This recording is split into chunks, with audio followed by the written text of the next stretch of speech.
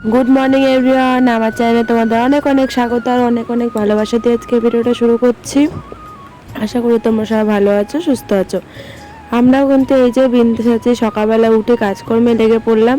তার আগে এই যে ঘর ঝাড় দিয়ে নিলাম, ঘরটা মুছাও হয়ে গেছে।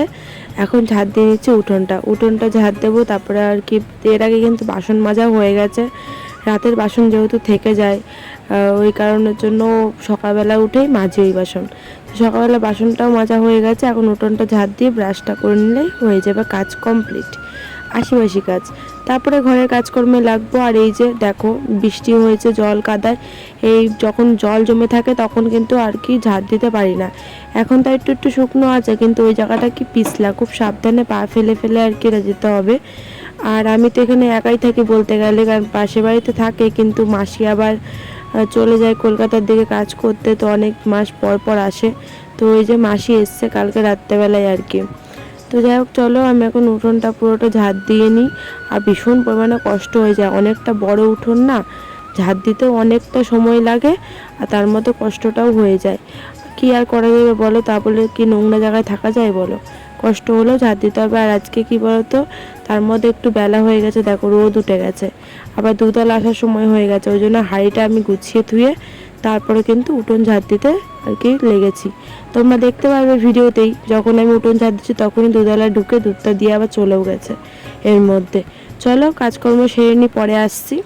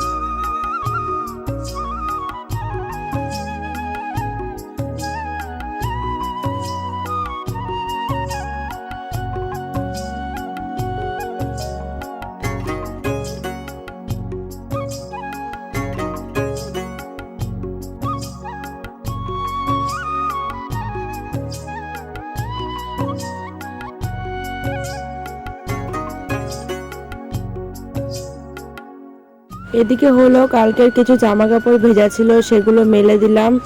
আর তারপরে আমি এই যে জামাটা চেঞ্জ করে নিয়ে এখন এই যে মেয়ে উঠে গেছে। আর আমি নিজে একটু গরম জল আর হলুদ দিয়ে খেয়ে নিলাম। এখন রেগুলারই খাচ্ছি, লেবু জল খাচ্ছি, কিন্তু লেবুটা শেষ হয়ে গেছে, বাজার থেকে আবার আনতে হবে। তাই এমনি নর্মালি গরম জল আর হলো হলুদ দিয়ে খেয়ে নিলাম, কাঁচা হলুদ খাই আর কি। আর এদিকে হলো মেয়ে উঠে গেছে, দেখলেই তো দুষ্টুমি করছিল, আমি ডাকছিলাম আবার হলুদ খাবি নাকি, আর ও পালাচ্ছিল। কারণ আবার আবার যখন খাওয়া হয়ে যায় তখন মাকে বলে মানে আমাকে, যে মা করো, ওই জিভ দেখবে হলুদ হয়ে যায় যে। তো যাই হোক, এই যে এখন বিছানাটা গুছানো হয়ে যাবে, আর তারপরে রান্না চাপাবো। মেয়েকে আবার স্কুলে দিতে যাবো, মেয়েকে এবার কী খাওয়াবো বুঝে পাচ্ছিলাম না। মেয়ে নিজেই বলছে যে দুধ মুড়ি খাবে, ওই জন্য ভাবলাম না তাহলে দুধ মুড়ি দিয়ে খাইয়ে দিই। কোনো সময় রুটি খায়, কোনো সময় ধরো ভাত খায়, বেশিরভাগই দুধ খেয়েই যায়। বিস্কুট দিয়ে খুব কমই খায়, মুড়িটা দিয়ে যাও বা একটু খাবে, কিন্তু দুধ দিয়ে একদমই খেতে পারে না, যায় মানে বিস্কুট দিয়ে বমি করে ফেলে। তো যাই হোক, এই যে দেখো দুধ আর মুড়ি আর কি গুলিয়ে নিয়েছি, এখন এটাই খাইয়ে দেবো। আর দুধটা জ্বালানোর সময় একটু চিনি দিয়েছে ওই, আর পরে আর চিনি অ্যাড করিনি। খাওয়ানো হয়ে গেছে, এদিকে এখন রেডি করিয়ে দিয়েছে, এখন টিপটা পরালেই হয়ে যায়। আর ব্যাগ জুতোটা পরিয়ে এখন স্কুলে দিয়ে আসবো। স্কুলে দিয়ে এসে ভাবছিলাম বাজারে যাবো, তারপরে ভাবলাম না বাজারে যাব না, বাড়িতে যা আছে তাই রান্না করি। যদি মুদিখানা দোকানটা খোলা পাওয়া যায় তাহলে ডিম নিয়ে চলে আসবো, ডিমের তরকারি করব। আর যদি দোকান না খোলা পাই তাহলে আর কি করব, আমার বাজার যেতেই হবে। দেখা যাক কি হয়। তো এই যে মেয়েকে রেডি হয়ে গেছে, তারপরে স্কুলে দিয়ে আসলাম, তারপরে না দোকান খোলা পেয়েছিলাম, ওই জন্য দেখো ডিম নিয়ে এসেছি। তো ডিম মেশিনে সেদ্ধ করে নিলাম, সেদ্ধ করার পরে এই যে একটু আর কি আচ্ছা খুন্তি দিয়ে একটু কেটে কেটে নিয়েছি, যদি নুন হলুদটা ঢোকে ভালো করে, তো ভেজে নিলাম ভালো করে। ঠিক আছে, এখন আর কি চলো আজকে ডিমের তরকারিটা তোমাদের সাথে শেয়ার করি কেমনভাবে আমি রান্না করি। তো ডিমটা তুলে নিয়ে এখন আলুটাও ভেজে নিচ্ছে, এর মধ্যে নুন হলুদ তো দেওয়াই রয়েছে, ওই জন্য আর অ্যাড করলাম না, নর্মাল একটু লাল লাল করে ভেজে নেব।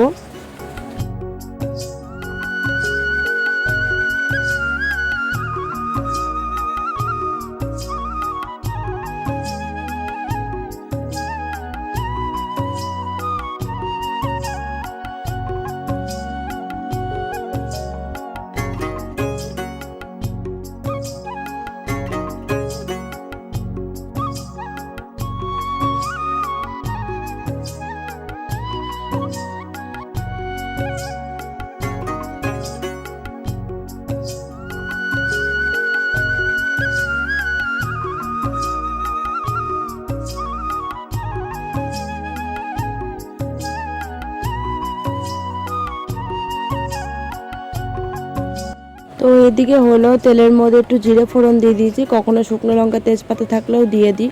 আজকে যেহেতু নেই, বাজারতে যাইনি, যেহেতু অনেক কিছুই ছিল না, যেহেতু টমেটোও ছিল না, তো যাই হোক কী আর করা যাবে। তো এদিকে জিরে ফোড়ন দিয়ে পেঁয়াজ কুচি দিয়ে, পেঁয়াজ কুচি কিন্তু সবসময় আমি দিই না, পেস্ট করেও দিয়ে, আজকে ভাবলাম না একটু পেঁয়াজ কুচি দিয়েই আর কি রান্নাটা করি।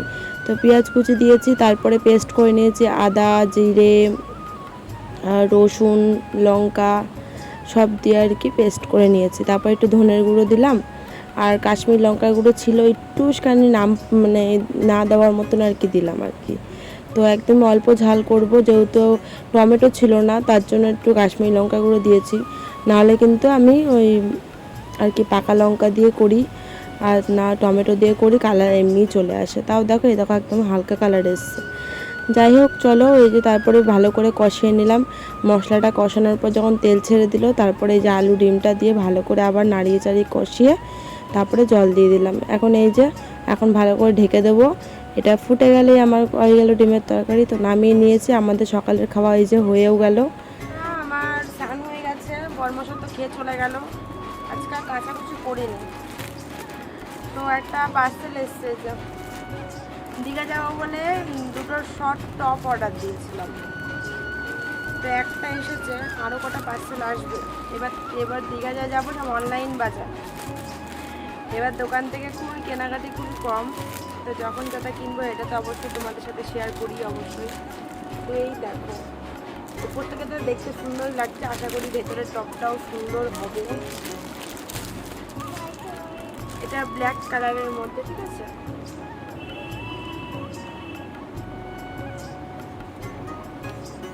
দেখি মা সরো,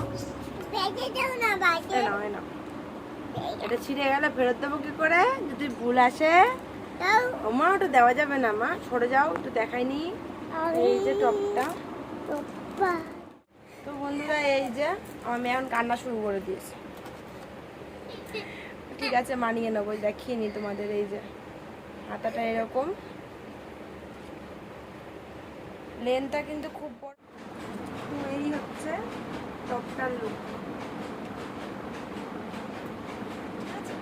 জিন্সের সাথে পরার জন্য আর কি কিনেছি।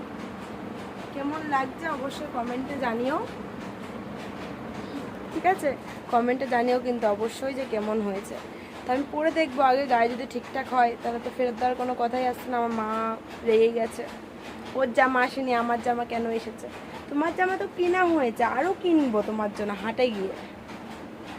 চলো, সকালটা কোনো খাওয়া দাওয়া নেই, এখন ভীষণ পরিমাণে খিদে পেয়ে গেছে, কারণ কটা ভাত খাবো। চলো পরে আসছি। তো বন্ধুরা অনেকক্ষণ পরে আসলাম, এখন বিকেল হয়ে গেছে, তখন তো ওই জামাটা শেয়ার করলাম, কেমন হয়েছে অবশ্যই কিন্তু কমেন্টে জানিও, আমার তো খুবই পছন্দ হয়েছে। তো দেখি ওটা গিয়ে দীঘাতে ইচ্ছা আছে পরার, দেখা যাক। একটা জিন্সের প্যান্টও কিনবো, আমার বর বলেছে দেবে কিনে। বাড়িতে তো পরি না, কোথাও গেলে তো বলো ওখানেও চুড়িদার কুর্তি পরবো না তা না, পরবো, কিন্তু টপও তো ইচ্ছা করে পরতে বলো। তো যাই হোক একটা কিনে নিলাম, বর বললো যে কেনো একটুখানি লং দেখেই, তো খুব যে লং তাও না, আবার খুব যে শর্ট তাও না, এরকমই দেখে একটা ভালো করে পছন্দ করে কিনলাম আর অনলাইন থেকে। তো এদিকে জামা কাপড় তুলে দেখো আমার ভাঁজ করা হয়ে গেছে তোমাদের সাথে গল্প করতে করতে। তারপরে আমার শ্বশুর বাবা হঠাৎই ফোন করলো যে ফুচকা মেয়েকে নিয়ে গেছে, কিন্তু বাবা মাত্র এসে। তো বাবা বললো ফোন করে যে আমি ফুচকা নিয়ে গেলাম, মেয়ে খাবে, মানে নাতনি খাবে, আর তোমার জন্য কিন্তু বলে দিয়েছি যে বাড়ির সামনে এসে দাঁড়াবে, কিন্তু খেয়ে নেবা। তো ওই জন্য আমি অপেক্ষা, বিশাল তো আমি খুশি যে ফুচকা আসবে, ফুচকা খাবো।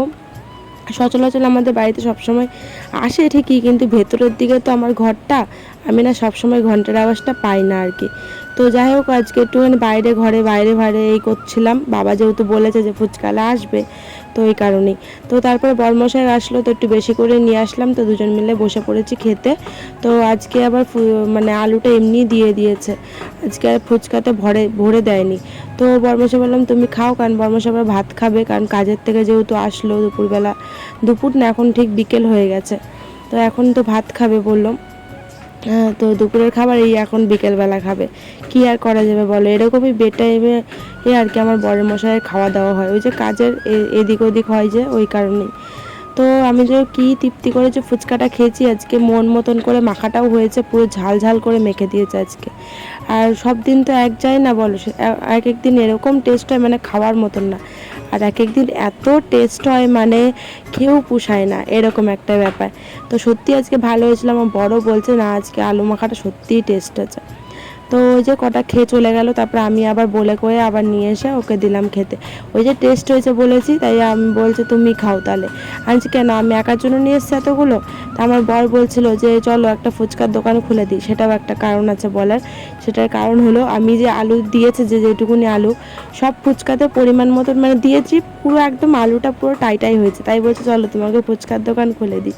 এই নিয়ে একটু হাসাহাসি করছিলাম। তারপরে এই যে মাথা এত ধরেছে সন্ধ্যাবেলাতে, মানে ছিঁড়ে যাচ্ছে। তো মেয়েকে এই যে ওর বাবা মাত্র কাছ থেকে ফেরার পথে নিয়ে আসলো, আর আমার মাথা এত ছিঁড়ে যাচ্ছে, ওষুধ নিয়ে এসছে।